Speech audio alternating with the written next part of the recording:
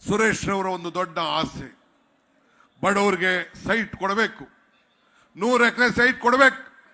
ಇಲ್ಲಿ ಕುಮಾರಸ್ವಾಮಿ ಅವರಿಗೆ ರಿಕ್ವೆಸ್ಟ್ ಮಾಡಿಕೊಂಡು ಒಂದು ಮೀಟಿಂಗು ಬರಲಿಲ್ಲ, ಆಶ್ರಯ ಮೀಟಿಂಗ್ ಬರಲಿಲ್ಲ, 60 ಎಕರೆ ತೀರ್ಮಾನ ಮಾಡೋಕ್ಕಾಗಲಿಲ್ಲ.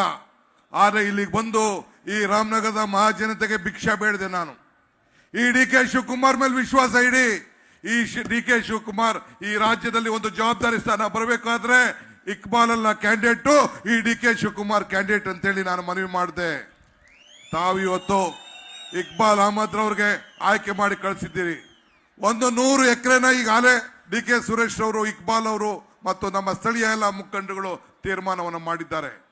ಸುಮಾರು 100 ಎಕರೆಯಲ್ಲಿ ಈ ರಾಮನಗರದಲ್ಲಿ, ಕನಕಪುರದಲ್ಲಿ ಯಾವ ರೀತಿ ನಾನು ಸೈಟ್ ಹಂಚಿದ್ದೀನೋ, ಮಾಗಡಿಲಿ ಯಾವ ರೀತಿ ಸೈಟ್ ಹಂಚಬೇಕು ಅಂತ ಯೋಚನೆ ಮಾಡಿದ್ದೇವೋ, ಇವತ್ತು ಕುಣಿಗಲಲ್ಲಿ ಮಾಡಬೇಕು, ಅದೇ ರೀತಿ ರಾಮನಗರದಲ್ಲೂ ಕೂಡ 100 ಎಕರೆಯಲ್ಲಿ ಬಡವರಿಗೆ ಉಚಿತವಾಗಿ ಸೈಟ್ ಅನ್ನ ಹಂಚುವಂತ ಕಾರ್ಯಕ್ರಮವನ್ನ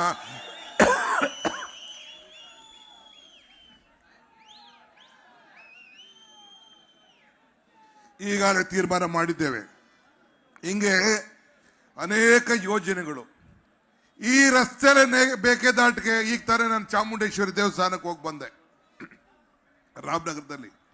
ನಿನ್ನೆ ಹೋಗ್ಬೇಕು ಅಂತಿದ್ದೆ, ಲೇಟ್ ಆಯ್ತು.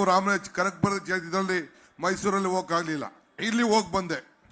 ಕಬ್ಬಾಳಮ್ಮನ ದೇವಸ್ಥಾನಕ್ಕೆ, ಕೆಂಗೇರಮ್ಮನ ದೇವಸ್ಥಾನಕ್ಕೆ ಹೋಗಿ, ಚಾಮುಂಡಿ ದೇವಸ್ಥಾನಕ್ಕೆ ಹೋಗಿ ನಾನು ನನ್ನ ಕುಟುಂಬ ಇಲ್ಲಿ ಬಂದು ನಿಮ್ಮ ಮುಂದೆ ನಿಂತಿದ್ದೇವೆ.